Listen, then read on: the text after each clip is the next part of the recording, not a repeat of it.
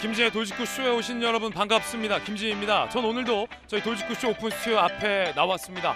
감사원이 문재인 전 대통령에게 서면 질의를 통보했는데 무례하다며 문재인 전 대통령 측이 이를 거절한 것과 관련해서 정치권의 논란이 뜨겁습니다.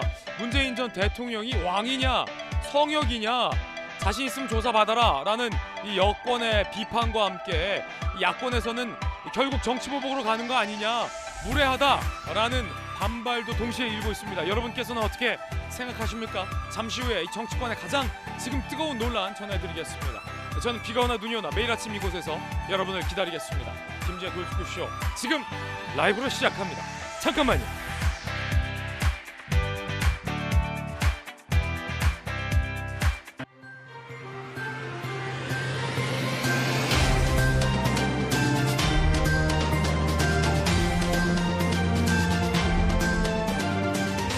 신문 읽어준 남자입니다. 문재인 전 대통령 측이 감사원의 서면 질의 통보에 대해서 무례하다라며 거절한 것과 관련해서 여당이 비판하고 나섰습니다. 겸허히 받아들이라. 진실 앞에 예외 없다. 성역이 있을 수 없다. 라고 말입니다. 이에 대해서 야당은 정치 보복이다. 촛불 들겠다. 탄핵 언급까지 나왔다고 합니다. 굉장히 야당은 격앙돼 있습니다. 여러분들 어떻게 생각하시는지 잠시 후에 이 뜨거운 논쟁 다뤄보겠습니다. 오늘 조간신문 4가지 키워드 꼽아봤습니다. 먼저 첫 번째 키워드부터 공개하겠습니다. 첫 번째 키워드는 바로 이겁니다. 무례. 사실 이 무례라는 표현도 굉장히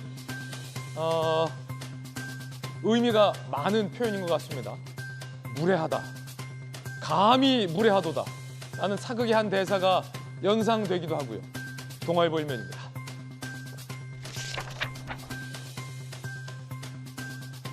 문재인 대통령은 감사원 무례한 짓. 여권은 전 대통령이라지만 성역은 없다. 다시 말해서 성역이냐 당신이, 이런 뜻이죠. 무례한 짓을 한 건지 성역인 건지 여러분은 어떻게 생각하십니까?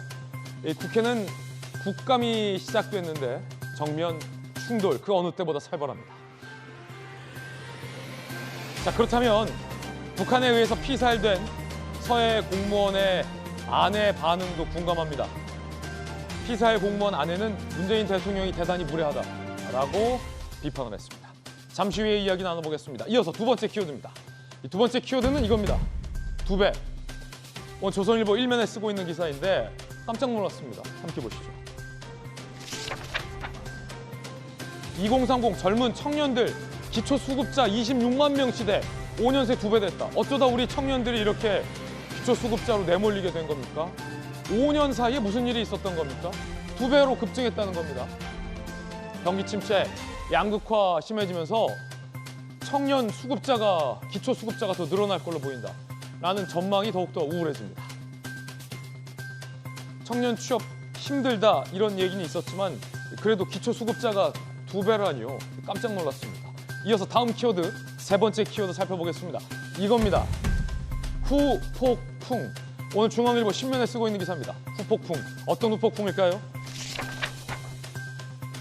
전세대출 6억 빌리신 분 이자가 종전 133만 원에서 259만 원, 260만 원으로 껑충 뛰었습니다. 이것도 거의 2배네요. 월급 받아서 남는 게 없겠군요. 이자 내면 생활은 어떻게 꾸리죠? 만약에 전세대출 6억 받으셔서 맞벌이가 아니라 외벌이라면 직장인 평균 월급으로 환산했을 때 이야, 정말 애들 먹일 것도 없겠습니다. 걱정입니다. 그만큼 금리 인상의 후폭풍이 이제는 거세졌다는 겁니다. 미국의 빅스텝 탓도 있겠지만 하느니 계속해서 방법은 없다라면서 금리를 올려버린 탓도 분명히 있는 것 같습니다. 조금 생각들 하고 정책 실행해야 될 것 같습니다. 이어서 다음 키워드입니다. 네 번째 키워드, 쇼크. 아니 이것보다 더 쇼크도 있습니까? 청년 기초수급자 2배, 이자 후폭풍 2배. 근데도 쇼크라니요. 한국경제입니다.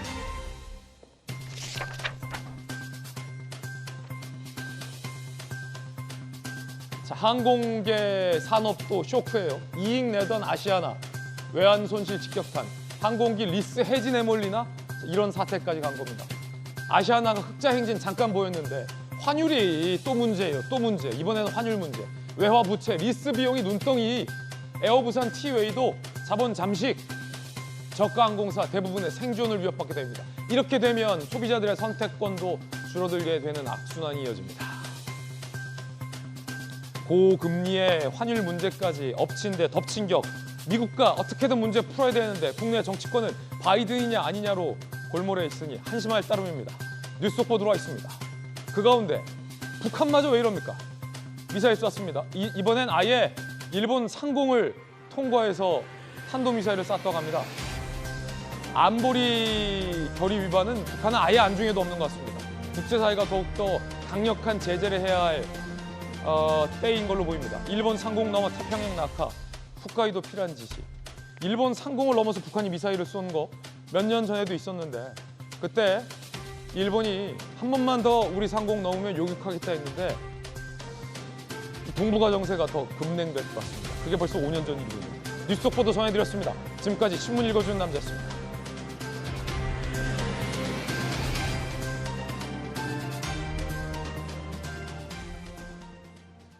오늘 함께하신 분들 소개해드리겠습니다. 검찰 출신, 엘리트 검찰 출신의 변호사 김광삼 변호사님, 그리고 국민의힘의 수석 대변인을 맡고 있는 박정아 의원 나오셨습니다.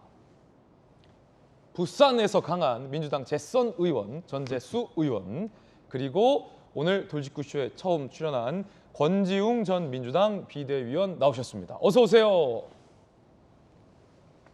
무례하도다. 무례한 짓이다.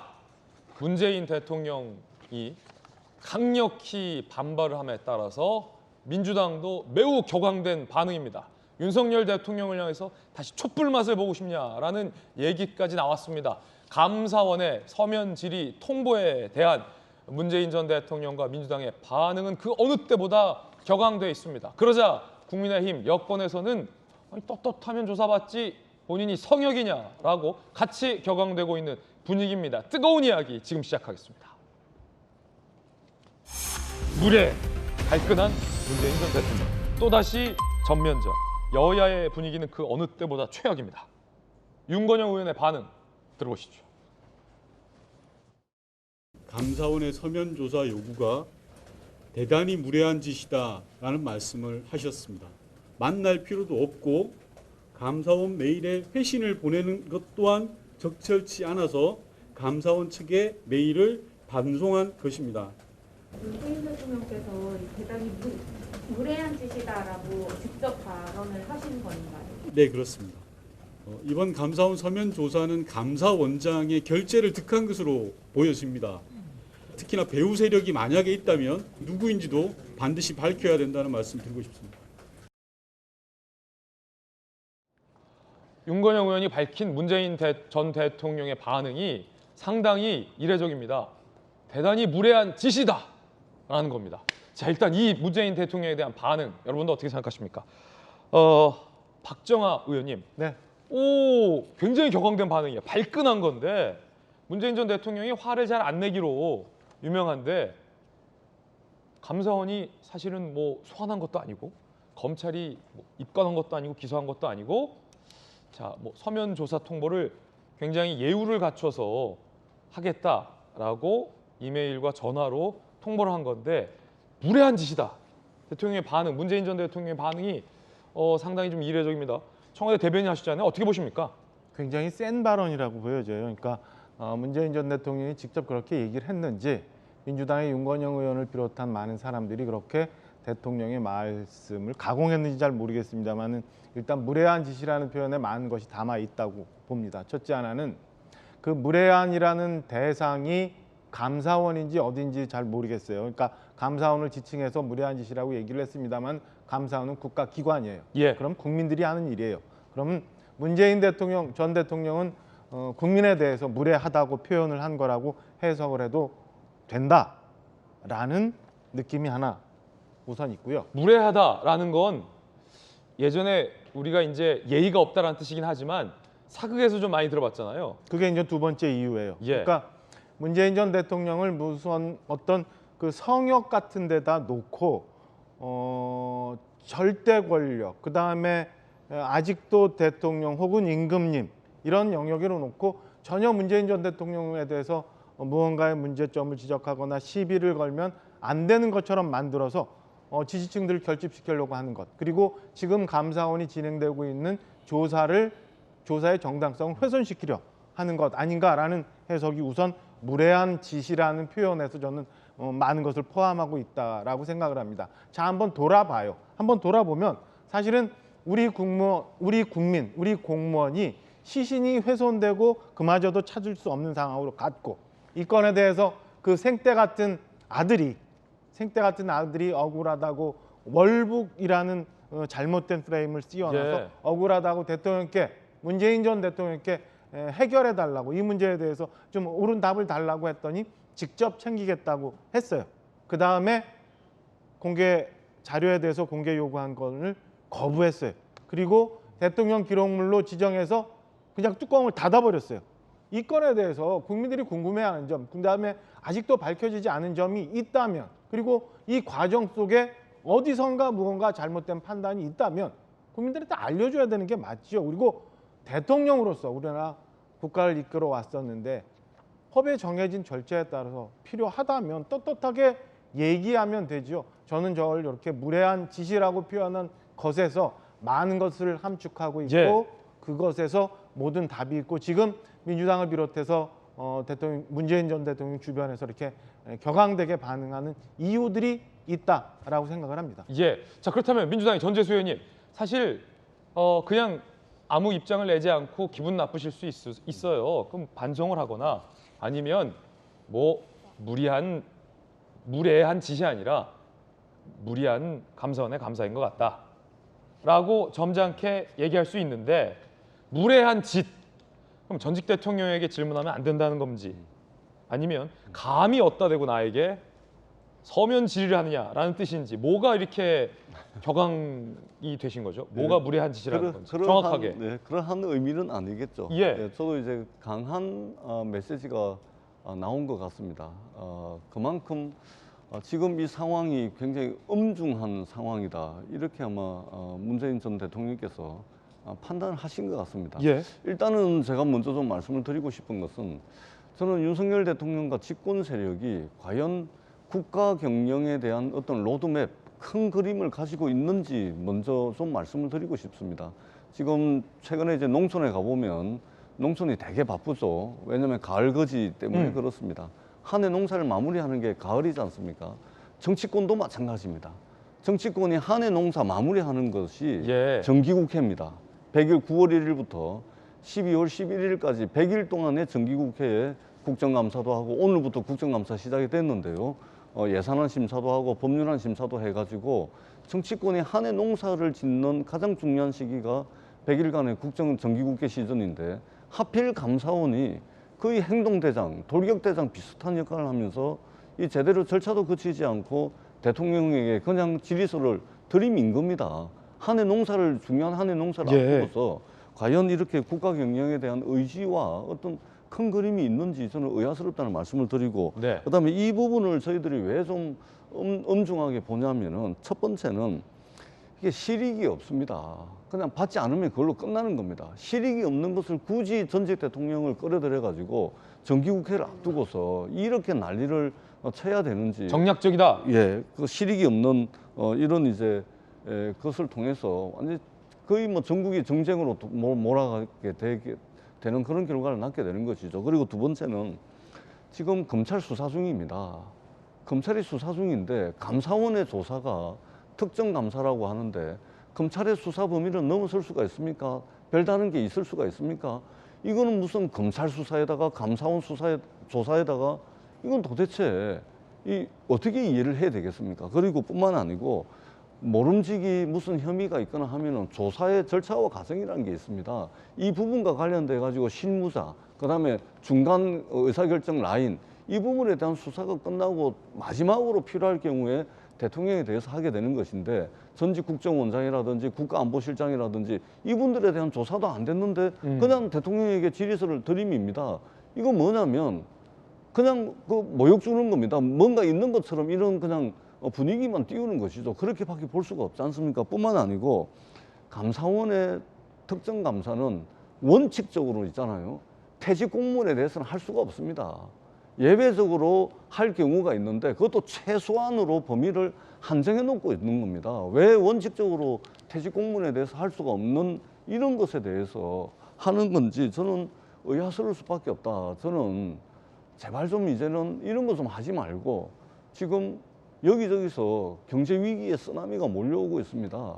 일의 우선순위가 무엇인지 뭐가 중요한지 이걸 좀 하면서 예. 저는 했으면 좋겠다라는 정말 예. 아쉬운 마음을 가지고 있습니다. 감사원의 서면 질의 통보의 실익과 절차 모두 맞지 않다. 그래서 이렇게 문재인 대통령은 격앙된 전 대통령은 반응을 보인 거다. 무례한 짓. 검찰 출신의 김광선 변호사님.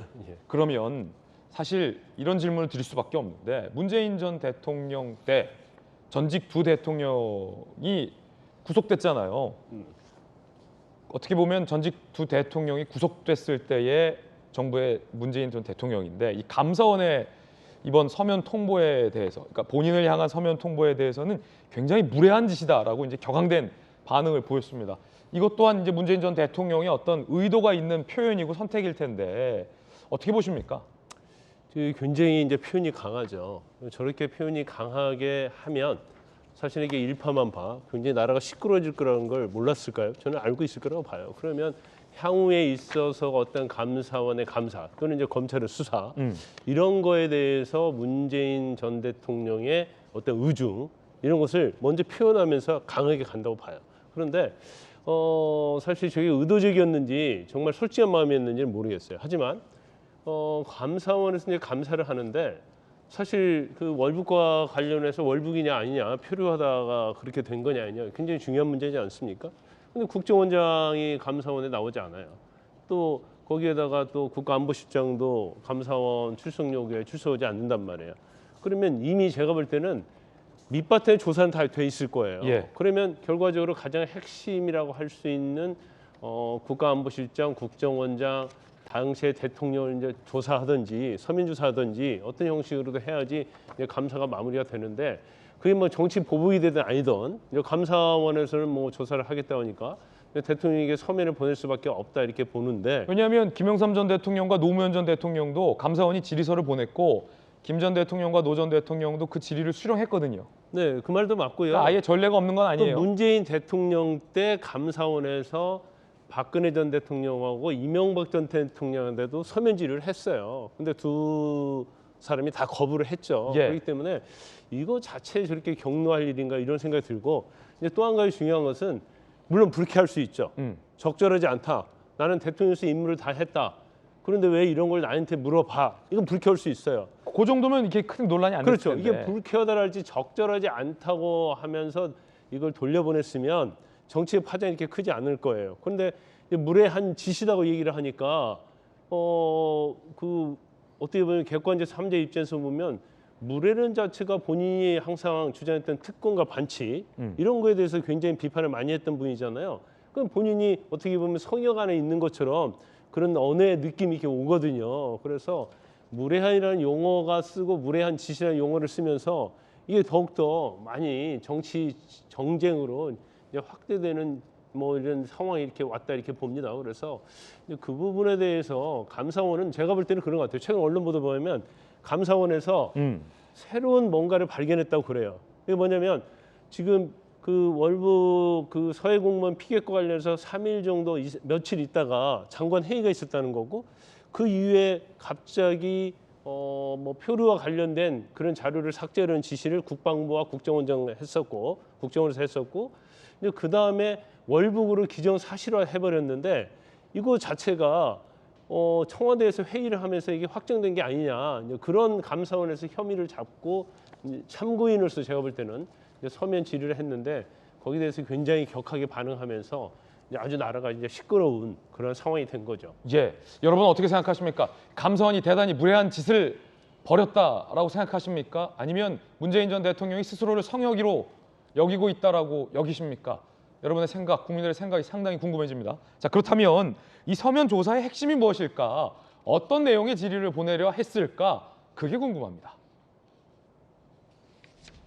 공무원 표류, 피격, 월북몰이 과정에서 문재인 대통령이 어떤 보고를 받고 어떤 지시를 내렸는지, 생존 보고 받은 후 사망까지 3시간 동안 대통령의 역할 규명 필요, 서면 조사 요구. 사실 이건 유족들이 주구장창 문재인 전 대통령과 문재인 정부에게 물었던 내용입니다.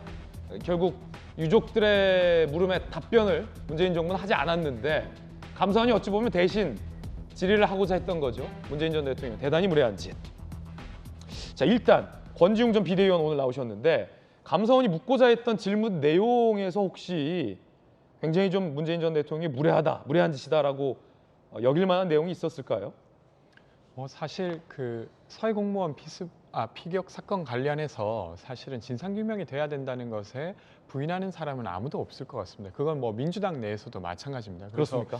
그 문제를 예를 들면 희생자의 어떤 명예가 훼손되는 방식으로 혹은 아니면 이런 일이 다시 재발하지 않도록 하는 조치는 민주당에서도 당연히 흔쾌히 받아들이고 해야 될 일이라고 저는 생각합니다.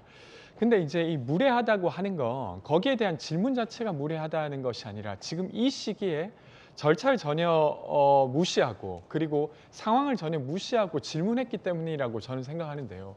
그러니까 앞서도 이야기가 나왔지만 사실은 이 대통령에게 질문을 한다고 하는 건 다른 사람들에게 수사가 좀 이미 진행된 다음에 그 결과를 가지고도 사실 대통령의 답변이 필요할 때 진행되어야 됩니다. 근데 그것이 전혀 아니라 지금 검찰에서 조사하고 있지 않습니까? 그리고 몇 달 전에 이슈가 되었는데 사실 SI 특수정보라고 국회에서 그 정보를 보면 사실 그 상황을 왜 그렇게 결정했는지 알 수 있다는 여당과 야당의 어떤 갑론을박이 있었습니다. 그리고 당시에 야당인 민주당에서도 국익을 해칠 우려가 있지만 그럼에도 불구하고 국방위원회에 어떤 SI 정보 회의록을 공개하자고까지 이야기했습니다. 그럼 사실 이 사안의 핵심은 그때 당시에 우리가 수렴한 첩보에 있는데 거기에 대한 이야기는 전혀 없이 갑자기 대통령에게 무언가를 질문하고 있는 것입니다. 그러니까 왜 사실은 그 첩보와 관련된 내용들을 공개하고 거기에 대한 분석을 하면 그때 판단이 어떤지를 확인할 수 있는데 지금 SI 첩보만 열람하면 다 알 수 있다. 사실은 거기에 핵심이 있지 않습니까? 근데 지금 이렇게 진행되고 있어서 이것이 다른 정치적 의도가 있다고 볼 수밖에 없는 것 같습니다. 감사원의 감사가 아니라 그래서 무례한 짓으로 보고 있다라는 주장들입니다. 여러분들은 어떻게 생각하십니까? 자, 그렇다면 또 하나의 당사자가 있습니다. 또 한 분의 당사자. 희생된 피살 공무원의 유가족의 입장도 들어봐야 합니다. 피살 공무원의 아내는 어떻게 입장을 내놨을까요? 함께 보시죠. 이대준 씨 부인 권영미 씨. 유족의 무례한 명예훼손이자 2차 가해다. 진실 규명하고 책임지겠다 약속해놓고 미안함은 전혀 없어 조롱하는 것처럼 느껴진다. 서면 답변해달라는 것뿐인데 무엇 때문에 법 위에 군림하나 문재인 대통령이 오히려 무례하다 라는 입장을 고 이대준 씨의 부인, 아내는 내놨습니다. 문재인 전 대통령이 무례하다라는 겁니다.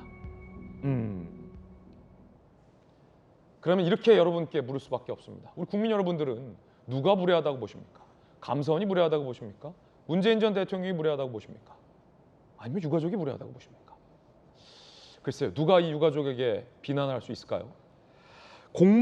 피살 공무원의 아들이 지난 1월에 문재인 전 대통령이 했던 약속을 왜 지키지 않냐라며 그 아들이 이렇게 얘기를 한 바 있었습니다. 유가족들의 입장입니다. 들어보시죠. 순지로 숨기겠다, 함께하겠다 여러 약속을 하셨는데 아무런 발전이 없어가지고 도대체 뭘 그렇게 숨기려고 하는지 이제는 어떻게 됐는지 진짜 사실을 좀 알고 싶죠. 문재인 전 대통령이 진실을 밝히겠다라는 약속을 지키지 않았다. 뭘 숨기려는 거냐라고 아들도 지난 1월에 반발한 바 있습니다. 이 무례 논란입니다. 무례 논란. 누가 무례할까? 여당은 성역이 없다라며 문재인 전 대통령을 직격했습니다. 권성동 의원. 적폐청산 과거는 유쾌하고 현재는 불쾌하나 헌정사의 수치로 기록될 것이다. 김기현 의원. 세월호와 고 이대준 씨. 정치적 목적에 따라 다른 반응. 문재인 전 대통령 이중인격을 의심하게 한다. 원내대변인, 전직 대통령이라고 해서 사법 감사 영역에서 성역이 될 수 없다라고 문재인 전 대통령을 비판하고 있습니다. 윤석열 대통령은 조금 전 도어 스태핑에서 대단히 무례한 짓이라는 문재인 전 대통령의 반응에 대해서 기자들의 질문을 받았습니다. 윤석열 대통령은 뭐라고 답했을까요? 들어보시죠. 그 진상규명 과정에서 그 누구도 예외나 성역이 될 수 없다는 입장에 대해서 대통령님 어떻게 생각하시는지 궁금합니다. 뭐 일반 원칙 아니겠습니까? 네. 감사원이 네. 그 서면 조사 요청을 문재인 대통령한테 하면서 네. 불쾌감을 표시했다라는 얘기도 있는데 어떻게 보시나요? 그래서 뭐 감사원은 헌법기관이고 대통령실과 독립적으로 운영되는 그런 기관이기 때문에 거기에 대해서 대통령이 뭐라고 언급하는 것은 적절하지 않은 것 같습니다. 제가 지금 좀 챙길 일이 있어서 좀 오늘 먼저 올라가 보겠습니다. 뭐 질문 하나만 더 받을까요? 감사원은 헌법기관이다. 대통령실과 별개로 운영된다. 문재인 전 대통령의 대단히 무례한 짓이다라는 반응에 대해서 언급하는 게 현직 대통령으로서 적절치 않다라는 윤석열 대통령의 입장 들어봤습니다. 대통령실의 분위기는 어떨까요? 감사원의 독자적 판단이지만 어떤 감사든 마무리를 하려면 최고 책임자에 대한 최종 확인을 해야 할 것, 진실을 밝히는데 누구도 예외일 수는 없다라고 동아일보에 보도가 되고 있습니다. 대통령실 관계자는 문재인 전 대통령의 대단히 무례한 짓이다라는 반응에 상당히 비판적인 기류도 감지되는 것 같습니다. 정진석 비대위원장의 입장도 한번 들어보겠습니다. 퇴임 대통령에게 감사원에서 서면 질의서를 보낸 것, 이것은 처음 있는 일은 아니고요. 무례하다라고 불편하셨다고 언론에 나오는데 대통령을 지내신 분이니까 어쨌든 좀 겸허한 마음으로 대응을 해주시는 게 더 낫지 않겠나 이런. 대통령에게 보고한 뒤 6시간 동안 우리 국민을 살리려는 어떠한 노력도 하지 않은 문제와 월북으로 규정한 과정 등의 대통령의 역할에 대해 국민들께 사실관계를 답하는 것은 의무이자 도리입니다. 유가족들의 눈물을 닦아드릴 수 있도록 국민의힘은 함께 최선을 다하겠습니다. 이에 대해서 민주당의 이재명 대표 등은 매우 격앙된 반응을 내놨습니다. 이거 명백한 정치 보복이라는 겁니다. 들어보시죠. 야당을 탄압하고 전 정부의 정치 보복을 가하는 데 주력하고 있습니다. 좀 국민 앞에 겸허해지시기를 바랍니다. 윤석열 정부의 정치 탄압에 대한 범국민적 저항 운동을 제안합니다. 정작 감사해야 될 대통령실은 왜 가만히 두고 있는가? 윤석열 대통령이 그렇게 시켰습니까? 문재인 전 대통령을 정치 보복의 올가미에 가두려는 윤석열 정권의 음모에 맞서 싸울 것입니다. 자, 문득 궁금해집니다. 무엇이 정치 보복이고 무엇이 정치 보복이 아닐까? 헷갈리기도 합니다, 솔직히. 제가 기자 생활을 지금 10수년을 하고 있는데 길지는 않지만 그래도 꽤 정치권에서 취재는 많이 했는데 이제 좀 헷갈립니다, 솔직히. 무엇이 정치 보복이고 정치 보복이 아닐까? 여야 두 분에게 드리겠습니다. 전재수 의원님, 정치 보복이다라고 굉장히 반발하고 있잖아요. 문재인 정부에서 전 정부에 대해서 했던 건 정치 보복이 아니고 지금 감사원이나 이재명 대표에 대해서 수사하는 건 정치 보복이다라는 말씀이신데 그 기준이 다릅니까? 그러니까 이전에 이제 박근혜 정부 말씀들을 이제 많이 하시잖아요. 근데 박근혜 정부는 이제 탄핵당한 정부죠.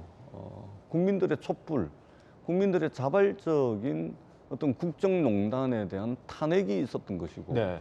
그렇기 때문에 사실은 국정농단 탄핵이 있었는데 그러면은 국정농단의 구체적 실체가 무엇이었냐? 이것에 대한 수사는 당연히 국민들의 요구에 의해서 진행이 된 측면들이 사실상 이제 다라고 봐야 되는 것이죠. 그런 측면에서 이제 좀 차별성이 있다라는 말씀을 드리고, 저희들이 사실상 이제 우려했던 것은 대통령실에도 검사 출신들, 또 국무총리실에도 검사 출신들, 정부 요직에도 검사 출신들, 그래서 많은 언론과 야당 또 국민들이 이 정부 요직 요소 왜 이렇게 검사 출신들이 많느냐 그러면서 이제 우려를 했던 것이 검찰공화국 또는 검사 정권에 대한 우려가 굉장히 많았던 것이 사실입니다. 그리고 정권의 대통령의 지지율이 떨어지거나 정권의 위기가 왔을 때 결국은 이 검찰공화국, 즉 기소, 수사 뭐 이런 걸 통해 가지고 국가 공권력을 통해 가지고 어떤 정권의 위기의 파고를 넘어서고 국정 운영의 동력을 확보하려고 하는 거 아니냐, 이런 이제 비판적 시각들이 굉장히 많았는데 최근에 지금 이런 모습들이 드러나고 있는 것으로 보기 때문에 좀 민주당이 좀 이제 강력하게 지금 대응을 하는 것이라고 저는 생각을 합니다. 예로 들면 지금 감사원, 경찰, 검찰, 국정원, 또 최근에는 국무조정실까지 나서가지고 지금 뭐 마구잡이로 그냥 이것저것 할 거 없이 그냥 수사, 압수수색, 조사, 감사 뭐 이런 거 하고 있습니다. 그렇기 때문에 저희들은 이것은 좀 너무 과도한 것이다. 그리고 특히 감사원 같은 경우는 거의 행동대장, 돌격대장의 역할을 하고 있는데 34개 영역의 특정 감사 형태로 지금 감사가 진행이 되고 있습니다.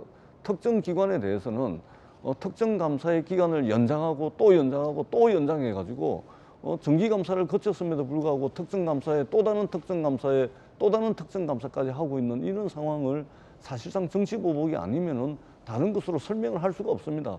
성역이 있을 수 없죠. 당연히 성역은 없어야 됩니다. 근데 이것이 정치적 경쟁자였던 이재명 대표 또는 민주당에 대해서만 이것이 이 포탄 쏟아지듯이 포탄 쏟아붓듯이 이렇게 퍼부어진다면은 누가 공정한 수사 또 성역 없는 수사라고 이야기를 할 수가 있겠습니까? 이런 측면에서 민주당이 우려를 가지고 있다, 이런 말씀을 드리겠습니다. 정리해보자면 지난 정부는 탄핵된 정부고 국민들에 의해서 탄핵이 됐기 때문에 전 정부에 대한 수사는 정당한 수사, 그리고 이번 현 이재명 대표와 문재인 전 대통령을 향한 감사 내지 수사는 무차별적 정치보복이다라는 게 이제 민주당의 전반적인 기류인 것 같습니다. 자, 그럼 이에 대해서 국민의힘 박정호 의원의 의견도 좀 궁금합니다. 동의할 수가 없죠. 일단은 그 진실을 은폐하기 위해서 정치보복이라는 프레임을 지금 씌우고 있다고 봅니다.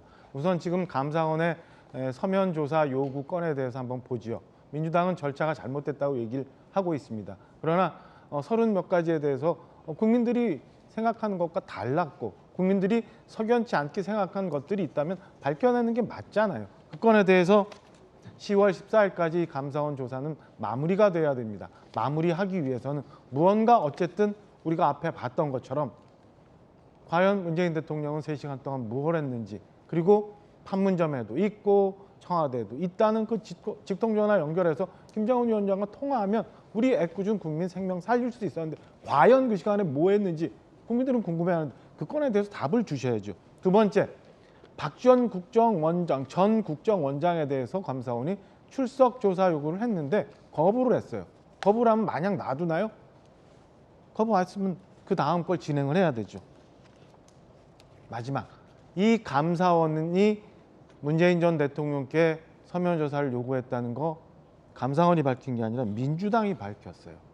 저는 과연 민주당이 어떤 절차들을 문제 삼고 있는지 잘 모르겠고요. 자, 과거로 돌아가죠. 2017년 우리 박근혜 전 대통령이 탄핵돼서 문재인 대통령이 탄생했던 당시 인수위도 못 그릴 정도로 그렇게 급하게 취임했어요.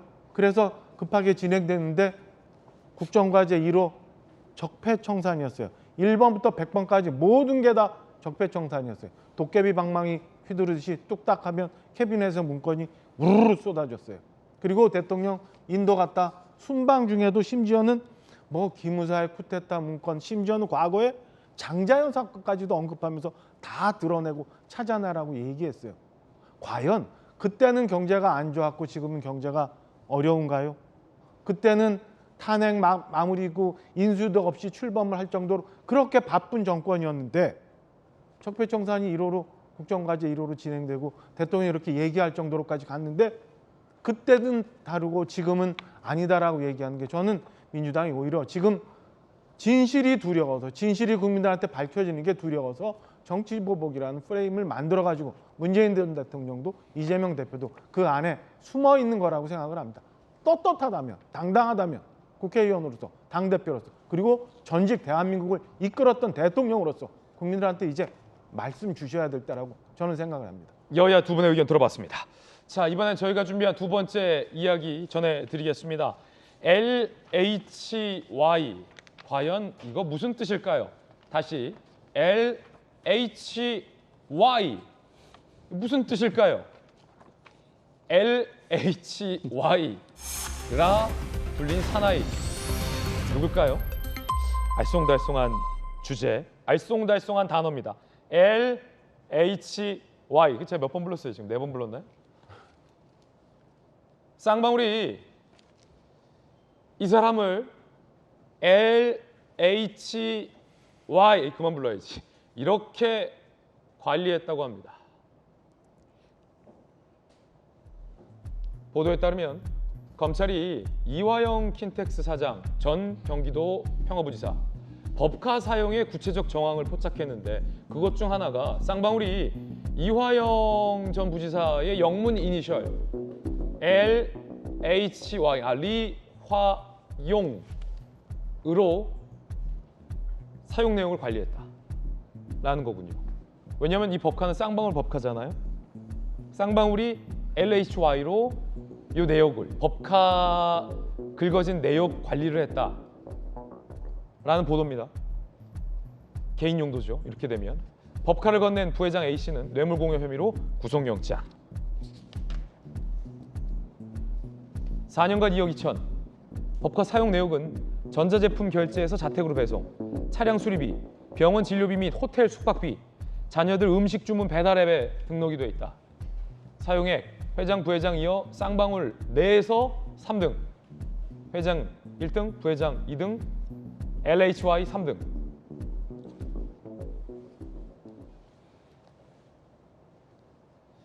KKS 김광삼 변호사님. 예. 이건 뭐예요? LHY로 쌍방울이 관리했다는 게 뭐 특별한 내용입니까? 좀 뭔가 의심스러운 내용입니까? 아니, KKS는 어떻게 생각합니까?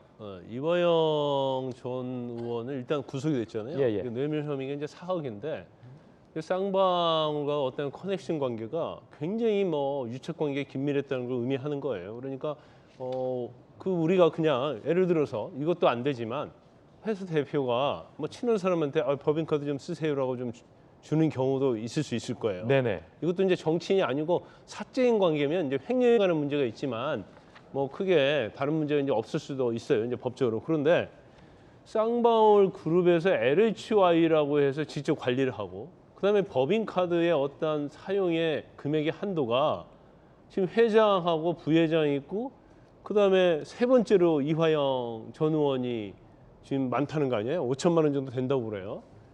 그러면 쌍방울과 굉장히 특별한 관계였고 뭔가 이해관계 있었다 이렇게 볼 수밖에 없지 않겠습니까? 그래서 그러면 어떤 이해관계가 있었느냐 우리가 그걸 봐야 하는 거예요. 그러면 이 정도의 금액과 4억 정도의 뇌물을 줄 정도 되면 뭔가 쌍방울이 바라는 게 있을 거 아니에요. 예. 근데 이화영 전 의원은 쌍방울에서 사회이사까지 했고 고문도 했고 그다음에 경기도 평화부지사하고 또 경기도가 30%나 지분을 갖고 있는 킨텍스 대표를 했단 말이에요. 그러면서 이재명 의원의 가장 측근 중에 측근으로 알려져 있단 말이에요. 그럼 뭔가 쌍방울에서는 이렇게 법인카드와 뇌물을 주면서 또 주식도 뭐 차명으로 한 1억 원 정도 가지고 있었다는 거잖아요. 이런 혜택을 주면서 뭔가를 하려고 했다. 이게 뭔가를 어떻게 해요? 이화영 전 의원이 무슨 힘이 있습니까? 결국 경기도와 관련된 무언가를 커넥션을 해서 이득을 얻으려고 했다. 이렇게 볼 수밖에 없는 거죠. 예. 그래서 그 유착관계 이런 걸 보면 사실 이재명 의원의 어떤 측근들도 지금 쌍방울의 사회이사를 지금 얽히고 설켜 있는 관계이거든요.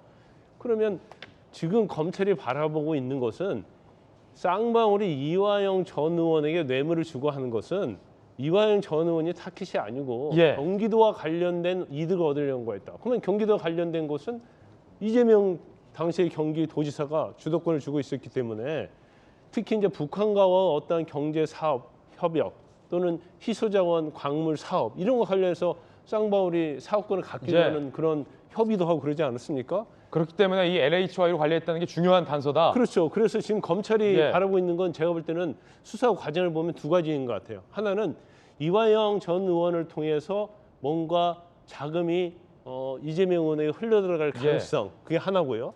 그다음 두 번째는 이제 변호사 대납과 관련된 거죠. 네. 그래서 한 20억 원 정도의 전환 사채를 통해서 그렇군요. 뭐 세탁을 해서 변호사 대납을 한 게 아닌가. 예. 이제 그 부분에 대해서 지금 검찰의 칼날이 계속 지금 다가가고 있는 거예요. 근데 지금 검찰 수사와 관련해서 민주당의 이런 강한 비판도 있거든요. 예를 들어서 지금 뭐 자녀 배달 앱에 어플을 등록해 놓고 배달 음식 시켜 먹었다니 차량 수리비를 썼고 호텔 숙박비로 법인카드를 긁었다. LHY로 뭐 장부 만들어 놓고 법인카드 사용 내역이 3등이다. 확정되지도 않은 혐의에 대해서 검찰이 이런 식으로 언론에 별건식으로 흘려서 사람을 모욕 주게 하는 거 아니냐. 검찰 잘못했다. 이런 민주당의 반박도 있던데 어떻게 보세요? 이 부분은 아마 영장에 나와 있을 거예요. 그러니까 검찰이 스스로 그 내용에 대해서 물론 뭐 브리핑 형식으로 그 다시 부활했지 않습니까? 그럴 가능성도 있지만 일단 영장 범죄 사실은요. 구속이 된다랄지 구속 전에 이미 외부로 다 나가요. 그래서 이런 내용들이 아마 영장 범죄 사실에 구체적으로 나와 있을 거예요. 이거 숨길 수 없는 거다. 예. 그렇군요. 자, 그럼 이번에 민주당의 권지웅 전 비대위원님, 네. 이재명 대표의 입장이 좀 궁금합니다. 네. 이 이화영 수사와 관련해서는 이재명 대표가 이제 별다른 입장을 딱히 내놓지는 않고 있는데, 왜냐하면 이 대장동 비리와 관련해서 유동규의 비리에 대해서는 이재명 당시 지사가 이제 몰랐다라는 입장을 여러 차례 내놓으셨잖아요. 네. 그러면 이번에는 이화영 부지사의 이 비리 혐의는 당시 지사께서 알고 계셨는지 모르고 계셨는지 이게 입장이 지금 명확하게 나오지는 않은 것 같아요. 어떤 입장일까요? 일단 뭐 기본적으로 이화영 부지사의 경우는 당연히 이제 함께 일을 했기 때문에 뭐 안다 모른다가 중요한 것 같지는 않습니다. 예. 거기에 대한 입장 역시도 중요하지 않고, 저는 핵심은 지금 쌍방울이라고 하는 기업이 사실은 이재명 대표의 변호사비를 대납했는가와 관련된 부분이지 않습니까? 근데 이와 관련해서 사실은 어떤 정황 증거가 나온 건 아직까지는 없습니다. 그리고 이재명 대표는 사실 변호사비를 직접 납입했습니다. 근데 그 변호사비가 현격히 뭐 적어서 아마 다른 데서 돈을 더 끌어오지 않았겠냐는 의혹 때문에 이것이 연결되는 것인데요. 저는 지금 단계에서 그렇게 연결시키는 건 좀 과다하다고 보고요. 예. 그리고 이제 김만배 씨와 쌍방울과의 관계를 이야기하면서 사실 이 역시 이재명 대표와 연결되는 거 아니냐라고 하시는 의혹도 있는데, 사실 김만배 씨의 돈은 곽상도 전 국회의원의 아들에게, 그리고 박영수 특검의 딸에게 가지 않았습니까? 예. 그러니까 당장 이 사안이 또 역시 뭐 이재명 대표와 연결된다고 주장하는 건 저는 어려운 것 같아요. 그래서 지금 단계에서 뭔가 더 구체적인 사실관계가 나오지 않은 채로 이것이 이재명 대표의 리스크다라고 주장하는 건 저는 좀 무리가 있다고 생각합니다. 그렇군요. 방금 권지웅 비대위원이 말했던 그 의혹이 오늘 조간신문이 새롭게 제기하고 있는 의혹입니다. 쌍방울과 얽히고 설킨 라임과 대장동의 주요 인물의 관계가 주목되고 있습니다. 이게 분명히 다 별개 사건인데 이 사람들의 상관관계가 있다면 어떤 관계일까요? 어떤 의혹일까요? 쌍방울과 얽히고 설킨 라임 대장동의 주요 인물, 쌍방울 김성태 전 회장 도피 중이죠. 황제 도피 의혹 제기됐죠.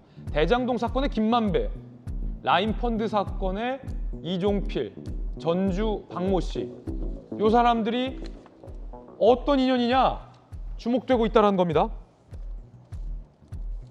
쌍방울과 라임, 김성태가 만든 투자조합 주요 조합원 명단이 라임 자산운용 전주 박모 씨의 이름이 들어가 있다. 라임 전주가 거기도 들어가 있다. 이종필 전 라임 부사장에게 5천만 원 받고 금감원 청탁 혐의 엄모 씨, 그 엄모 씨가 김성태 전 회장의 비서실에 근무하더라. 김성태를 통해 이종필을 소개받았다라는 엄모 씨 판결문의 내용도 등장합니다. 얽히고 설킨 쌍방울과 라임의 인적 관계. 대장동, 쌍방울, 화천대유 대주주 김만배 구속 기소됐죠. 지난해 10월 구속영장 1차 기각 당시 구치소에 나설 때 오토바이를 타고 나타나 호위한 남성이 쌍방울의 전 부회장 최모 씨다. 쌍방울 부회장이 왜 대장동 화천대유 김만배를 호위하죠, 오토바이 타고? 상식적이지 않은 장면. 법조계, 지난 정권에서 사회 뒤흔든 사건마다 쌍방울 인사들이 등장. 우연인가? 그 오토바이 장면이 준비되어 있습니다.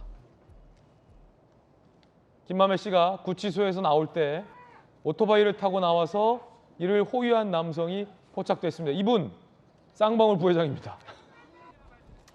쌍방울 부회장이 거기서 왜 나와요? 이분 오토바이 헬멧 저분 이분 쌍방울 전 부회장이라고 합니다.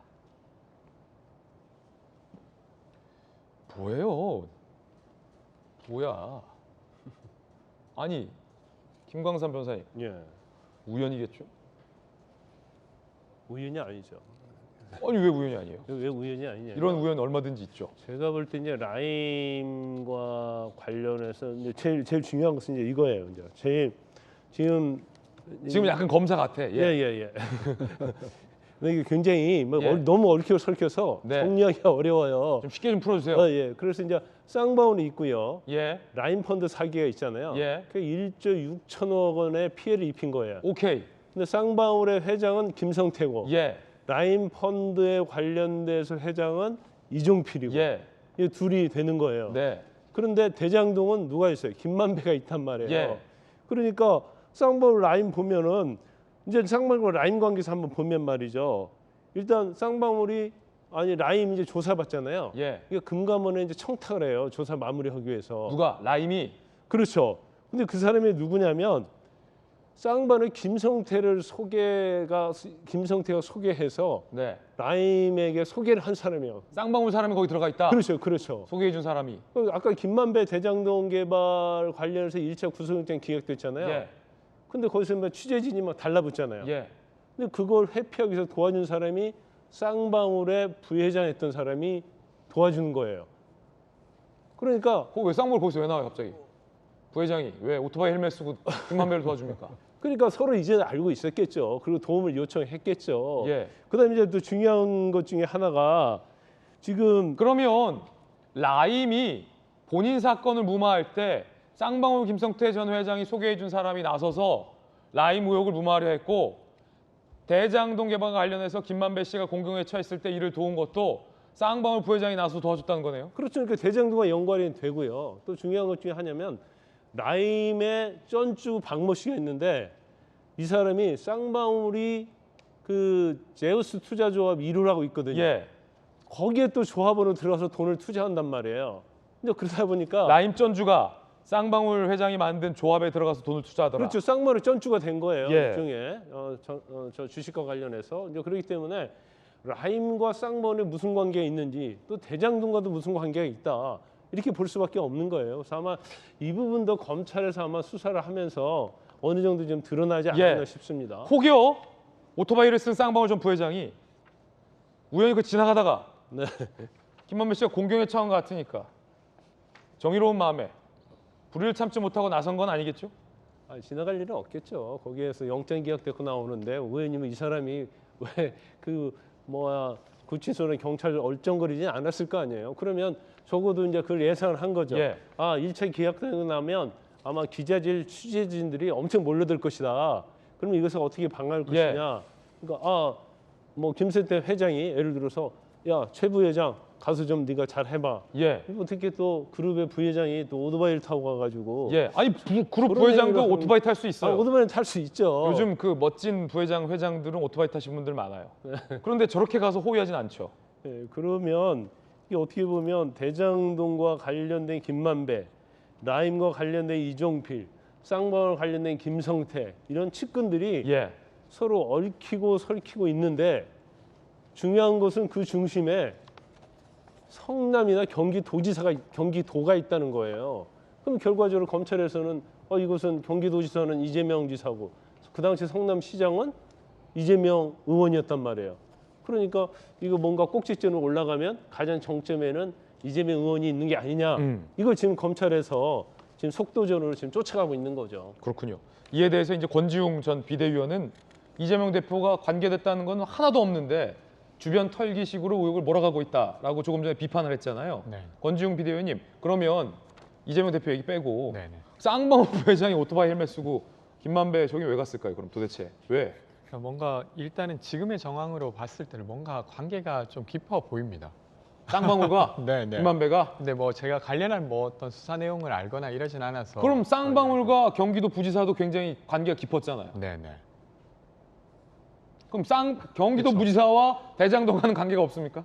경기도와 대장동과는? 그러니까 이제 예를 들면 지금 우리가 다뤄야 될 복잡하네. 거는 단순히 관계가 있냐 없냐가 네. 아니라 그것이 지금 사실은 뭐 민주당의 핵심 관계자와 연결이 되는가 네. 뭐 이런 부분이 궁금해서 지금 여기에서 다루고 있는 거지 않습니까? 저는 그 면에 있어서 네. 아직까지 확인된 게 없다고 확인된 게 말씀드리는 없다? 것이고 알겠습니다. 그들과의 어떤 관계에 있어서 음. 사실 뭐 여기서 이야기할 필요도 없고 저는 잘 모릅니다. 짧게 한 말씀만 드려요. 아니요, 충분히 하셔도 되는데 왜? 뭐 길게 드릴 말씀이 아니고 예. 요거는 이제 그냥 그 이해를 돕는 차원에서 네네. 저는 쌍방울이 미스테리한 것 같아요. 쌍방울은 미스테리. 무슨 왜냐면- 해결사처럼 다 나서고 있어요. 아니 그러니까요. 아니 왜냐면은 어젠가 엊그젠가 SBS 보도에 예. 의하면 이 쌍방울 회장 임원들이 또 그 국민의힘 박형준 전 지금 현재 부산시장이죠. 예. 여기에 또 쌍방울이 쪼개기 후원을 했다라는 또 보도도 나옵니다. 네. 그러니까 지금 쌍방울이 지금 김성태 회장 해외 도피 중이잖아요. 저는 빨리 저 사법 공조를 통해 가지고 하면 여기저기 많이 엮여 있는 것 같아요. 근데 이게 단순히 뭐 이재명 지사를 연상하게 한다든지 또 뭐 민주당 관계자 이런 것 같지는 않고 뭐 보니까 여기저기 많이 좀 엮여 있는 것 같은데 저는 빨리 국내로 소환을 해서 조사를 해야 될 예. 필요가 있다고 생각을 합니다. 박정호 의원님 어떻게 보십니까? 저는 전재수 의원님 말씀에 동의해요. 아 도대체 검찰은 뭐 하고 있는 거예요? 이게 뭐 그 새로 생겨서 한두 달 사이에 있었던 일도 아니고 이미 몇 년 동안 오래된 건데 라임 사건이니 무슨 김만배니 뭐 그 쌍방울이니 이런 의혹 나온 지가 언젠데 아직도 뭐 하고 있는지 잘 모르겠어요. 도대체 정권이 바뀌기 전인 지난 5월 이전에 검찰은 이 건과 관련해서 얼마나 어떻게 수사를 하고 있었는지, 어떻게 하면 수사 기밀이 유출이 되고 그 건 유출이 된 걸 보고 태국인지 베트남으로 도망을 갈 수 있고 그 도망간 사람이 국내에서 회를 공수해서 먹을 수 있고 어떻게 또 김만배 1차 기각되는데 쌍방울 부회장, 보통 그룹 부회장이 오토바이 탈 수 있어요. 그럼 아까 우리가 화면에 본 것처럼 이렇게 타는 거 말고요. 예. 뭐 이렇게 타는 거 있잖아요. 그래서 펑펑펑 하고 펑펑펑 뭐 이러는 오토바이 예. 그런 거는 취미로 탈 수 있는데 저 헬멧 쓰고 마치 무슨 뭐 저 택배 하듯이 뭐 이거 하는 오토바이 잘 안 타거든요. 도대체가 그럼 쌍방울은 뭐 했는지. 아니 검찰 있잖아요. 어디 저 누구 어떤 사람 면회 가면 사실은 법원에서도 그 면회하면서 있었던 일도 다 녹음하고 녹취하고 그 건에 대해서 수사가 진행 중인 상황이면 다 참고 하거든요. 예. 그럼 저렇게 해서 공개적으로 카메라에 이렇게 다 오토바이 타고 헬멧 쓰고 나타. 도대체 쌍방울 부회장은 왜 거기 나타나는지 그 전에 있었던 검찰은 왜 도대체 수사를 안 해서 국민들이 이렇게 어렵게 어지럽게 만드는지 잘 모르겠어요. 유동규와 박정호 의원님, 유동규와 대장동 일당의 커넥션은 이미 유동규가 구속이 돼 있어서 다 보도가 됐잖아요. 매우 유착 관계 있잖아요. 부적절한. 이재명 당시 지사는 유동규가 일탈하는 거 개인 일탈이라는 모른다고 처음에는 표현한 바 했었죠. 식구는 아니다 했다 뭐 헷갈죠. 유동규와 대장동 일당이 이 결탁돼 있고 이 대장동의 김만배를 쌍방울이 호위했다?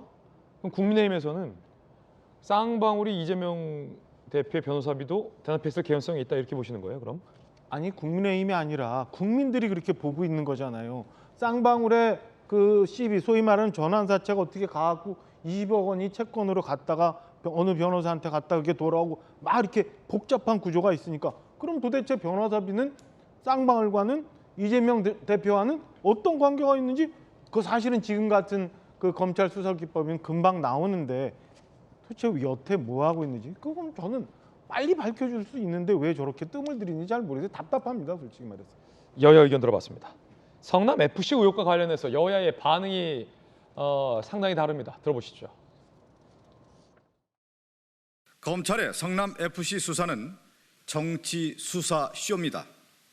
온갖 곳을 들쑤시고 이잡듯 먼지를 턴다고 무고한 사람에게 죄가 생기는 것은 아닙니다. 수사가 아닌 사냥을 하는 검찰은 반드시 상응한 책임을 져야 할 것입니다. 그동안 이재명 대표의 해명이 거짓말로 드러난 것입니다. 169석이라는 숫자로 이재명 대표의 죄를 덮을 수는 없습니다. 국회를 끝까지 방탄막으로 악용하려 한다면 이재명 대표는 물론 더불어민주당도 자멸할 것입니다. 자, 이번엔 저희가 준비한 다음 순서입니다. 뜨거운 소식 3가지 오늘 엄선을 했습니다. 첫 번째 소식부터 공개하겠습니다. 김건희 여사의 논문과 관련해서 민주당의 민영배 의원이, 민주당 아니죠, 무소속 민영배 의원이 동일 필적으로 의심된다라는 의혹을 제기했습니다. 그런데 교육부에서는 이건 문제없다라고 입장을 냈습니다. 국민의힘에서는 민영배 의원이 헛발질을 했다. 도대체 어떤 얘기일까요? 함께 보시죠. 무소속 민영배 의원은 김건희 여사의 국민대 박사 논문에 심사위원 5명의 필적, 왜냐하면 박사 논문에 심사위원들이 이제 사인을 하는, 사인 혹은 도장을 찍는 그게 있거든요, 항상. 그 표지 넘기면 바로 뒷장에 나오는 부분에. 그런데 그 심사위원 이름이 동일 인물이다 라며 민영배 의원은 감정 결과를 공개했습니다. 그러면서 이렇게 주장했습니다. 5명 심사위원 필적이 동일하기 때문에 자격 없는 논문이다. 시민을 기만한 김 여사 사죄해야 된다. 자, 그러자 교육부가 입장을 냈는데 당시 조교가 심사위원 성명 작성 후 심사위원들 본인이 직접 날인을 했다. 문제없다. 라고 확인을 함에 따라 민영배 의원의 문제 제기가 상당히 뭐랄까요? 무색해졌습니다.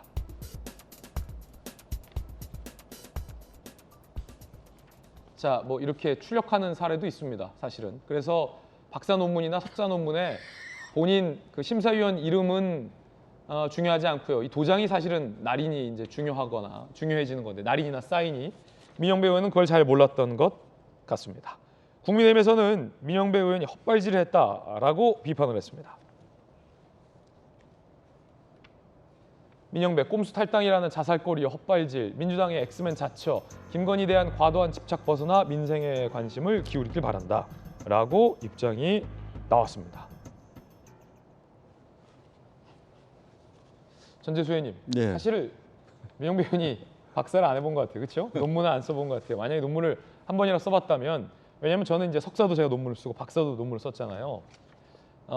그래서 알거든요. 석사, 박사 논문 한 사람은 그 논문 심사, 지도 교수님에게 논문 심사를 마치게 되면 지도 교수님 외에 통상 4명의 추가적인 내외부 심사위원, 주로 이제 교수나 그 분야의 전문가들한테 이 논문 심사를 받게 됩니다. 그래서 이 5명 모두 다 논문에 대해서 통과를 시켰을 때 그 외부 논문 심사위원까지 포함해서 사인이나 날인을 받습니다. 저 같은 경우도 석사 논문에는 연세대학교에서 했어요. 정상적으로 연세대학교에서 하고 우수 논문상도 받았는데, 과에서 외부 심사위원과 논문 심사위원 5명의 심사위원들의 이름을 타이핑을 해줍니다. 그렇죠. 그리고 다 가서 이제 사인을 받고 도장을 받는데, 민영배 의원의 주장은 그 이름이 조교가 썼는데 필적이 같으니까 이게 위조다라고 하는 거는 너무 과도하지 않습니까? 그렇죠. 핵심은 이제 사인이나 도장이죠. 예. 뭐 이름이야 이제 한 명이 쓸 수는 있어도. 예. 아마 민영배 의원님 뭐 이게 사실이라면 아마 조금 오해를 한 것 같고, 근데 중요한 것은 이게 아니죠. 그 심사위원회 참여했던 분들이 지금 여러 뭐 언론 보도들이 나오고 있는데, 뭐 자격이 없는 사람이 했다는 둥, 뭐 박사학위가 없는 사람이 논문 심사에 참여했다는 둥, 뭐 이런 이제 문제가 이제 핵심이 될 테고. 그러니까 아니 그런 핵심을 딱 질의하시면 좋았을 텐데. 그러니까 이제 필적 가지고 하는 건 필적은 명백하게 필적하고는 상관이 없습니다. 그 사인하고 도장을 할, 저도 이제 석사학위 논문을 써봤는데. 전재수 의원님도 석사 논문 쓰였어요. 예. 그렇기 때문에 저기 이제 사인하고 이제 도장을 찍는 게 사실은 이제 도장을 예를 들어 한 명이 뭐 똑같은 막 도장을 파가지고 뭐 이렇게 뭐 다 찍어버린다든지 이러면 문제가 되겠지만, 아니면 사인을 한 필적, 사인 그렇습니다. 필체가 다 똑같거나. 근데 이거를 감정 평가까지 해서 도장까지 받아오셨네요, 민영배 의원은. 그러니까 요거 엄한데 돈 쓰신 것 같은데. 엄한데 돈 썼다. 괜찮잖아, 어차피 무소속이니까. 비판하셔도. 그래서 요게 이제 핵심이 아니고, 우리가 이게 교육부가 이런 거 가지고서 문제없다 이런 거 해명하지 말고, 국민대에서 연구윤리위원회에서 이제 한 거 있지 않습니까? 공개를 안 하고 있지 않습니까? 법원에서 공개하라고 몇 차례 이야기를 했습니다. 판결을 내렸는데도 공개를 안 하고 있습니다.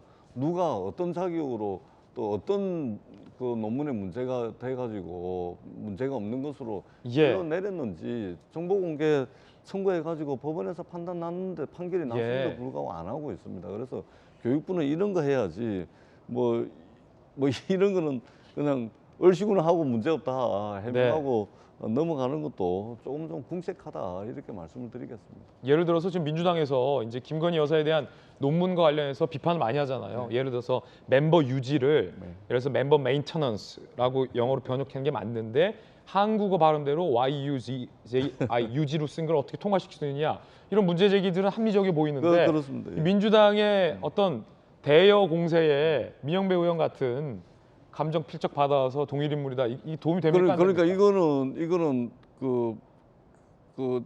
너무 의심만 가지고 계속 접근하다 보니까 이제 말하자면 이제 이 사고가 나는 거죠. 예. 그러니까 이게 우리가 본질과 주변을 좀 구분을 해서 사실은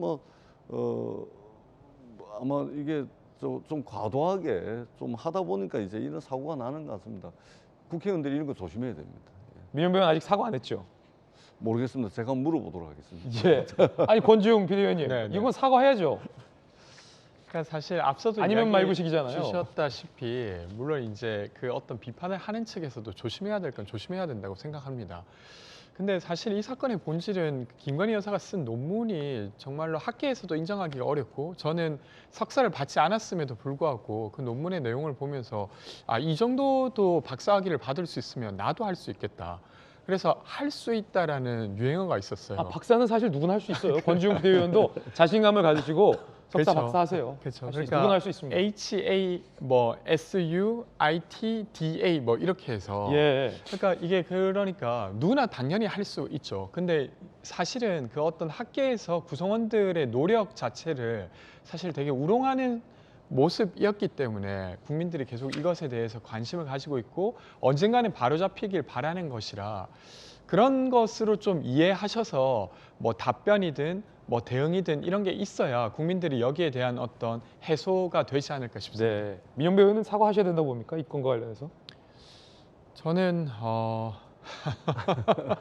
곤란하시면 답변하셔야 됩니다. 그러니까 이게 좀 약간 부적절한 문제 제기였던 것 같긴 합니다. 예. 왜냐하면 얼마 전에 서영교 의원이 군 팬티 갖고 질의를 제대로 잘못했는데 결국 서영교 의원도 사과했거든요. 근데 서영교 의원은 지금 최고위원회 다선 선배 아닙니까? 그러면 이 다선 선배가 사과하는 모습 보였으면 민영배 의원도 잘못 질의했으면 사과하는 게 필요하다고 보이는데 왜냐하면 이게 민주당에게 안 좋아요. 무소속이긴 하지만 민주당의 단일 대우를 민영배 의원이 깨뜨리잖아요. 혹여 이것 때문에 정당한 문제 제기까지 희화화될 수 있기 때문에 이건 민영배 의원이 반드시 사과를 해야 할 문제라고 객관적으로 생각이 되는데 잘못 판단했거나 잘못된 게 있고 오해에서 잘못되거나 이렇게 하면 반드시 사과하는 그런 절차와 과정 꼭 필요하죠. 잘못했으면 사과해야죠. 저는 그렇게 생각합니다. 자, 그러면 반대로 박장 의원님, 지금 국민의힘 웃고 있을 때는 아닌 것 같은데 지금 민주당에서 제기하는 김건희 여사의 논문 자격과 관련해서 사실 국민적인 의구심이 있는 것 또한 사실이거든요. 차라리 제대로 검증을 하든가 자격이 없다면 논문을 취소하든가 논문 있다고 영분이 안 되는 거 아니지 않습니까? 없다고. 논문이라는 게 사실은 이게 직업적으로 아이들을 가리키는 거나 연구를 하는 거나 이럴 때 논문 꼭 필요하잖아요. 근데 이미 김건희 여사 같은 경우는 그 과정이 아니기 때문에 저는 논란이 되는 거 이쯤에서 용산에서 좀 처리해 줬으면 하는 생각도 좀 있어요. 그죠? 솔직히 말씀드리면. 그러니까 이미 그 논문과 관계 없는 어떤 영역에서 일을 할 수 있는 상황이기 때문에 굳이 저런 걸 갖고 이렇게 오래 갈 필요는 있을까라는 생각이 있어서 이런 건에 대해서는 용산이 좀 전형적인 판단을 해줬으면 좋겠다는 바람을 하나 갖고 있고 민주당에 대해서 말씀을 드리면 좀 그 투명한 렌즈로 좀 세상을 봤으면 좋겠어요. 이렇게 노란 색깔 혹은 파란 색깔 렌즈로 세상을 보면 다 그렇게 보이거든요. 정당한 비판에 대해서는 국민들이 받아들이고 여당도 수용할 수 있지만 그렇지 않은 거 잘못 이렇게 색깔이 더 칠해진 걸로 만약 계속 보시려 하면 다 그렇게 보이니까 우리 사회가 좀 맑아지고 투명해지려면 서로 간에 그런 거에 대해서는 너무 외골수로 보지 않았으면 좋겠다는 바람 갖고 있습니다. 박정 의원님, 민영배 의원님 민주당 아닙니다. 야당목 안건조정위원이었습니다. 그렇구나. 근데 저는 아직 왜 민주당 같지요? 무소속입니다. 알겠습니다. 헷갈릴 수도 있지만 수정하겠습니다. 네, 무소속입니다. 민영배 의원이 지난달에 이 논문 관련해서 이렇게 주장을 했습니다. 들어보시죠. 아마 한 사람도 이게 표절이 아니다라고 납득을 못할 거예요. 지도교수가 됐든 국민대 이사장이 됐든 김건희 여사가 됐든 어떻든 꼭 저는 증인으로 불러서 국정감사에 출석해서 이 확인을 하고 와야 된다. 뜨거운 소식 함께하고 있습니다. 이번에 두 번째 소식입니다. 자, 민주당의 이정근 전 부총장이 사무부총장이었죠. 마스크 업계와 관련해서 민원을 해결해주고 로비를 해주는 데 개입하고 그 대가로 거액의 현금을 받았다라는 의혹이 제기됐고 법정에서 구속됐습니다. 그런데 그 마스크뿐만 아니라 신재생기금 로비에도 개입했다라는 의혹이 제기됐습니다. 이정근 전 민주당 사무부총장이 5,050억 규모의 에너지 신산업 펀드를 만들어 이 중 340억 원 중소벤처기업 투자 계획, 산업통상자원부에 계획이 있었는데 이 투자 계획에 A사가 선정되도록 산업부에 힘 좀 써달라라는 사업가 박목 씨의 청탁을 받았다. 보도에 따르면 이정근 부총장의 주선으로 산업부 이모 실장과 만나서 관련된 논의를 했다. 사업가 박모 씨, 산업부 기금 받게 해줄 테니 현금 100억 달러라는 요청. 결국 해당 기업이 거절을 했고 탈락을 했다라는 의혹이 제기됐습니다. 이정근 부총장은 한 보도에 따르면 마스크 업체의 청탁을 들어주는 대가로 10억 상당의 돈을 받았다. 그 과정에서 1억을 먼저 받고 현금 세는 소리까지 녹취에 담겼다라는 의혹도 보도됐는데 그 보도도 함께 보겠습니다. 근데 그뿐만 아니라 신재생 기금 로비에도 개입했다라는 보도가 사실이라면 얘기가 됩니다. 정부 지원금 배정, 공공기관 임원 승진 등 주선 명목, 2020년 국회의원 선거 비용 용도 총 10억 1천만 원 수수 혐의로 구속이 된 바 있죠. 2020년 식약처에 마스크 신기술 인허가 청탁 대가로 2억 원을 챙긴 혐의. 검찰 따르면 당시 이정근 부총장이 빈손으로 되겠냐, 돈이 요구한 것보다 적다라는 녹취가 담겼다. 이정근 음성, 돈 세는 소리, 녹음 녹취 파일도 확보됐다라는 보도도 나왔습니다. 검찰 출신의 김광삼 변호사님. 이쯤 되면 전방위예요? 네, 예. 제가 사는 곳에 민주당 당협위원장을 했었어요. 아, 그래요? 예, 예. 그래서 플랜카드 통해서 얼굴을 많이 봤고요. 또 어떻게 알았는지 문자 메시지가 엄청나게 와서 제가 저분을 친숙한 인물이군요. 예, 간접적으로 압니다. 그런데 이제 저는 사무부총장을 했더라고요. 그런데 이제 식약처와 관련해서 뭐 마스크 인허가 관련해서 이제 돈을 받는데 그 2억 원 정도 받은 걸로 알려졌어요. 근데 그 녹취 파일이 있는데 녹취 파일에 보면 어떤 내용이 나오냐면 빈손으로 되겠느냐, 돈이 이렇게 적어서 되겠느냐, 뭐 이런 식으로 돈이 너무 적다 요구한 것보다, 그러면서 거기에 돈이 새는 소리가 녹취 파일에 나온다는 거예요. 예. 그러면 그 녹취 파일이 정말로 진짜라고 한다면 이거 굉장히 질이 나쁜 거죠. 그러니까 어떤 무언가를 해줬는데 거기에 상대방이 이제 인사를 하는 목적으로 뭐 살해를 하는 경우, 이제 그런 경우는 그걸 또 유법이긴 하지만 이런 경우하고 오히려 돈이 요구한 것도 왜 적느냐, 이런 취지의 상대방을 압박하고, 이것은 굉장히 질이 나쁘다고 보고요. 그다음에 이제 알려진 것은 구속영장 범죄 사실에 보면 혐의가 한 30개 된다고 해요. 그게 전체 합쳐서 이제 10억이 좀 넘는 금액인데, 본인이 사실은 뭐 현재 국회의원도 아니잖아요. 어떤 직위가 없어요. 단지 민주당 사무부총장인데 식약처장과 직접 전화하고 그런 것들은 인정을 하는 것 같아요. 식약처장도 인정을 했어요. 통화를 한 적이 있지만 원리 원칙대로 처리했다 이렇게 얘기를 하고 있고, 더군다나 산업부에 실세인 국장을 불러가지고 만나게 해주고, 또 그 직원이 나중에 또 승진을 하고, 이런 걸 전체적으로 보면 본인이 뭐 가진 권력이 우리가 볼 땐 별거 아니지만 그 여당이라는 어떤 프리미엄을 가지고 이런 뇌물 수수하고 뇌물을 요구하는 이러한 행위를 해오지 않았는가. 그래서 사실 경악을 좀 금치 못했어요. 그래서 뭐 제가 사진을 보고 그런 걸 보면 굉장히 정직한 그러한 뭐 정치나 그런 생각을 했는데 오히려 영장이 발부되고 여러 가지 언론에서 비리 사실이 알려지면서 이게 굉장히 숨겨진 두 얼굴이 있다는 그런 느낌을 지울 수가 없었습니다. 이 여당의 사무부총장이라는 게 이렇게 간단한 자리가 아니에요. 우리 여기 돌직구 식구 멤버인 이양수 의원 지금 우리 저희 당의 전략부총장이잖아요. 아, 같은 자리입니까? 같은 자리는 아니지만 사무총장 휘하에 있는 부총장 자리예요. 그러니까 현역 의원으로서 재선한 현역 의원 정도가 돼야 사무부총장 정도 할 수 있는 거예요. 근데 이정근 그 당협위원장이 어떻게 여당의 사무부총장을 했는지 저는 과연 그게 어디까지 뻗쳐 있는지 한번 볼 필요가 있고 지금 드러난 걸로 끝나지 않을 거라는 느낌이 좀 있어요. 그러니까 뭐 마스크 사업에 심지어는 신재생 에너지 기금까지 이렇게 되면 이거는 앞서 저희가 봤던 뭐 쌍방울과 관련한 이제 범죄 냄새가 아니라 무슨 국정농단의 반열에 올라가는 것 같은 느낌이에요. 그러니까 그 이정근 사무부총장과 관련해서 보면 문재인 전 대통령과 김정숙 여사와 뭐 다정하게 찍은 사진들도 막 많이 돌아다니는데 과연 사무부총장이라는 위치에 어떻게 갔는지 그다음에 그 자리에서 어떤 일들이 과연 정부 일과 결탁돼 있었는지 저는 이게 지금까지 드러난 것보다 굉장히 많은 부분이 의외로 드러날 수도 있는 부분이다. 그래서 좀 중하게 봐야 될 부분이다 생각을 합니다. 전재수 의원님.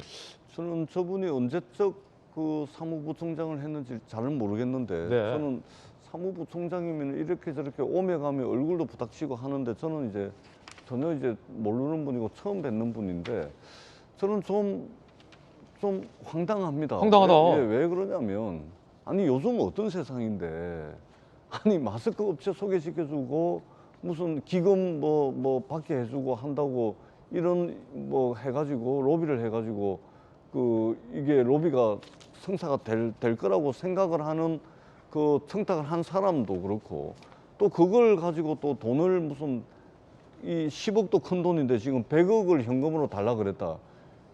황당한 일들이 요즘 세상에서도 저런 일들이 가능한지 굉장히 황당하다는 생각이 들고요. 저는 철저하게 수사를 해야 된다고 생각을 합니다. 검찰이 빨리 수사를 해서 범죄 혐의가 있다면 밝혀야 된다고 생각을 하고 아직도 저는 정치인이 있다는 것에 굉장히 좀 황당하고 의아스럽다는 말씀을 드리겠습니다. 예. 자, 이번엔 뜨거운 소식 함께하고 있습니다. 세 번째 소식입니다. 자, 지금 뭐 글로벌 스타가 됐어요. 이제는 뭐 한국 연예인이라고 하기에 그릇이 작을 정도로 매우 유명한 BTS의 B와 블랙핑크의 제인이 사진으로 보이는 사생활 사진이 이주출이 돼서 소속사인 YG가 입장을 냈습니다. 이거 수사에 의뢰하겠다라는 겁니다.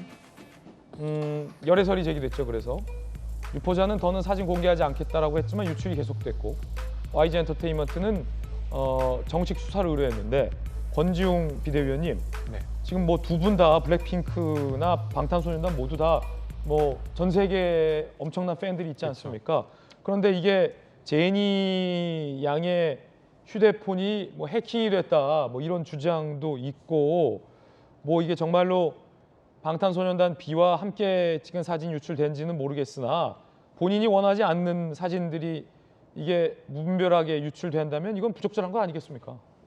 맞습니다. 앵커께서 말씀하신 대로 사실은 공인의 사생활이 많은 국민들에게 관심사이긴 하죠. 그리고 팬들에게는 특히나 그럴 텐데 그렇다 하더라도 공인 역시 생활을 하는 어떤 시민이고 그 어떤 시민으로서의 생활에 무언가가 되게 부적절하게 공개된다는 것은 저는 예를 들면 소속사뿐만 아니라 국민들도 되게 조심해서 다뤄야 될 부분이라고 생각됩니다. 정치인도 마찬가지인데요. 정치적 일을 하지만 개인적인 생활도 있습니다. 가족도 있고요. 근데 그것이 침해된다고 하면 정치인 자체가 사실은 고립되고 생활 세계를 되려 더 잘 모르는 상태가 되어버려요. 그건 정치에게도 안 좋은 일이라고 저는 생각합니다. 그래서 이 부분은 좀 엄중하게 다루어서 이 같은 일이 재발하지 않도록 하면 좋을 것 같습니다. 예, 이게 뭐 해킹이 돼서 유출된 거 아니라는 의혹도 나왔는데 소속사가 지금 명확하게 다 입장은 내놓지 않고 있는 걸로 보여요. 자, 어쨌든 수사에 의뢰됐다는 소식도 짧게 전해드렸습니다. 이번엔 저희가 준비한 다음 이야기입니다. 국민의힘 상황 짚어보겠습니다. 이준석 전 대표가 신당 만들려는 것 아니냐라는 관측도 제기됐습니다. 함께 보시죠. 신당 창당 시나리오 때문에 이러는 거 아니겠느냐라는 관측도 나왔고 정부 조직 개편에 관한 이야기도 나왔습니다. 홍준표 시장이 연일 유승민 전 의원을 직격했습니다. 함께 보시죠. 가까스로 정권 교체가 됐는데 아직도 그들은 틈만 있으면 비집고 올라와 연탄가스 정치를 한다. 출처불명의 개혁보수 타령이나 하면서 지겹도록 달려든다. 이제 그만해라 라고 비판을 하고 있는 상황입니다.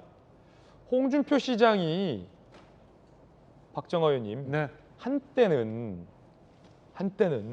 윤석열 대통령을 매섭게 비판하고 지적한 바도 있습니다. 김건희 여사에 대해서도 홍준표 시장이 한때는 매우 날카롭게 좀 어찌 보면 가혹하다 싶을 정도로 문제 제기하고 비판한 바도 있었는데 당선되고 대구시장이 되고 여당이 된 순간부터는 확 달라졌어요. 특히 이제 유승민 의원에 대해서 홍준표 시장이 매우 비판하고 있습니다. 뭐 개혁보수 타령 그만하라 뭐 이런 얘기까지 하고 있는데 유승민 전 의원은 윤석열 대통령이 국민들을 개돼지 취급했다 뭐 이런 주장까지 지금 하고 있는 거 아닙니까? 어떻게 보십니까? 홍준표 시장이 촉이 좀 있다고 생각이 들어요. 저는 개인적으로 우선은 그 두 가지인데요.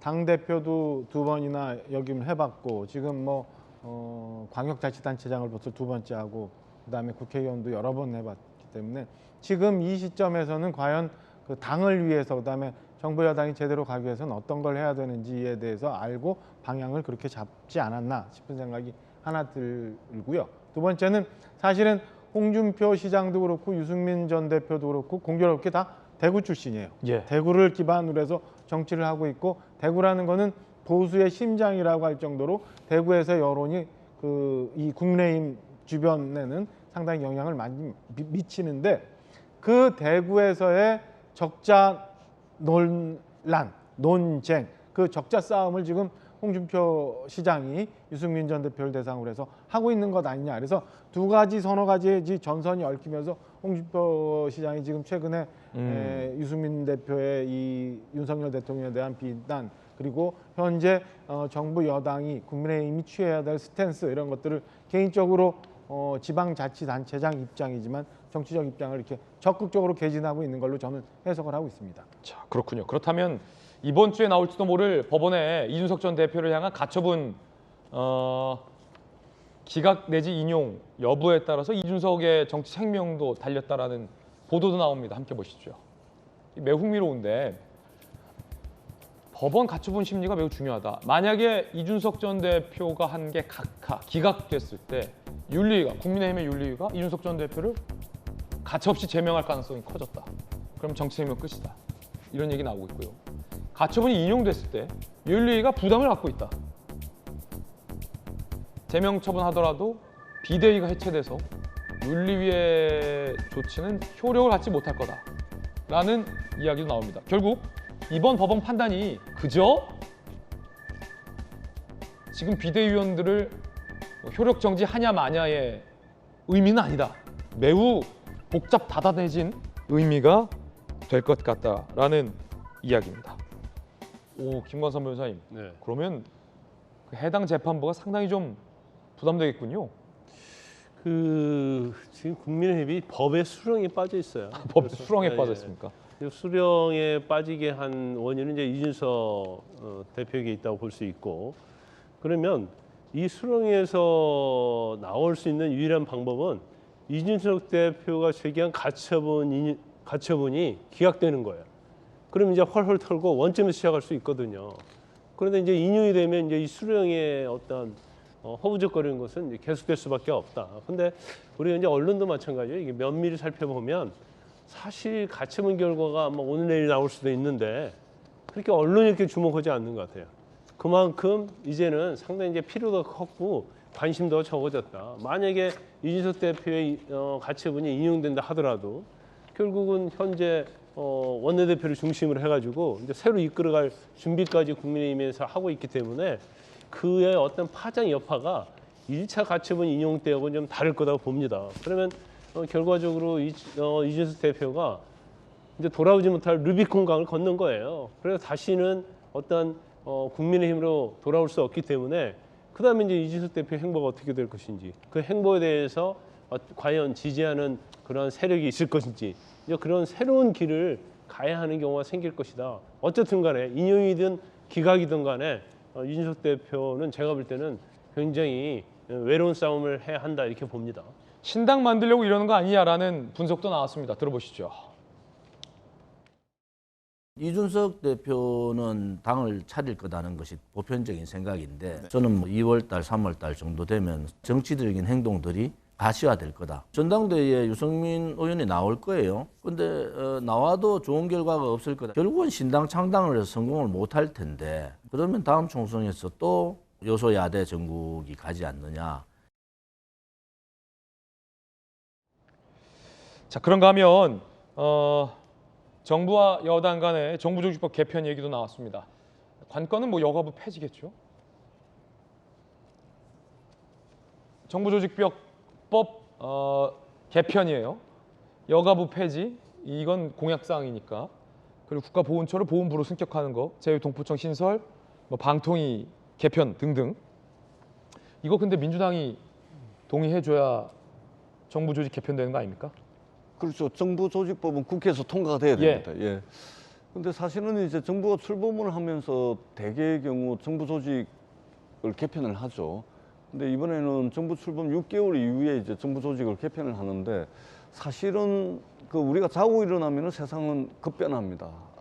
정말 눈이 희둥그레질 정도로 세상이 빨리 변하고 세계는 더 빨리 변하죠. 이런 변화를 담아낼 수 있는 정부조직은 여야를 막론하고 머리를 맞대가지고 가장 최상의 정부 조직을 구성해야 된다는 측면에서 야당도 여당과 머리를 맞댈 겁니다. 그래서 정부 여당이 세상의 변화를 닮아내고 또 국제 외교 무대에서 대한민국의 국익이 더 잘 지켜줄 수 있고 사회 변화를 담아낼 수 있는 그런 정부 조직 개편안을 국회에 제출을 한다면 야당도 굉장히 적극적으로 함께 논의를 해나갈 예정입니다. 남부지법이 입장을 냈는데 오늘 입장을 낸 모양인데 6일에 윤리위가 있잖아요. 그거 이후로 가처분 결과를 미루겠다라고 했는데 그럼 남부지법이 윤리위 결과를 보고서 결론 내겠다라는 뜻인가요? 일단 지금 내놓은 거는 목요일 이후에 결론을 내겠다고 얘기를 했는데요. 공교롭게 6일 날 말씀하신 것처럼 지금 이준석 전 대표에 대한 윤리에 이제 그 출석 요구가 있어요. 그날 결론이 날지 안 날지는 잘 모르겠습니다만은 법원이 그래도 그동안 이 당을 이 혼란 속으로 빠뜨렸는데 그 윤리 얘기와 관계없이 결론을 내주는 게 맞지. 지금 와서 윤리 결정을 보고 난 다음에 판단을 하겠다는 게 저는 뭐 납득하기가 어려운 상황이에요. 그러니까 좀 전에 김방선 변호사님 말씀 주셨지만 1차 가처분에 의해서 1차 주호영 전 비대위원장 비대위 체제가 엉망이 되고 당이 혼란으로 온 거에 대해서는 충격이 굉장히 많이 크지만 사실은 이번 정진석 비대위원장 체제의 비대위에 대해서는 만약에 법원이 뭐 인용을 하든 아니면 기각을 하든 일단 저희 당에서는 그때만한 충격은 없을 거로 보여지거든요. 주호영 원내대표가 이제 뽑혀 있는 상황이고 준비가 돼 있기 때문에 그래서 저는 법원이 이제 와서 그 혼란을 많이 줬던 알겠습니다. 법원이 이제 와서 저렇게 얘기하는 게 좀 의아하다라는 생각이 듭니다. 그냥 고민이 시간이 더 많이 필요해서 이런 걸 수도 있겠죠. 60초 광고 보고 돌아오겠습니다. 잠시 후에 뵙죠. 오늘 저희가 준비한 소식 모두 다 전해드렸습니다. 저희들은 내일 아침에 인사드리겠습니다. 오늘 하루는 분명 어제보다 나을 겁니다. 좋은 하루 되십시오. 고맙습니다.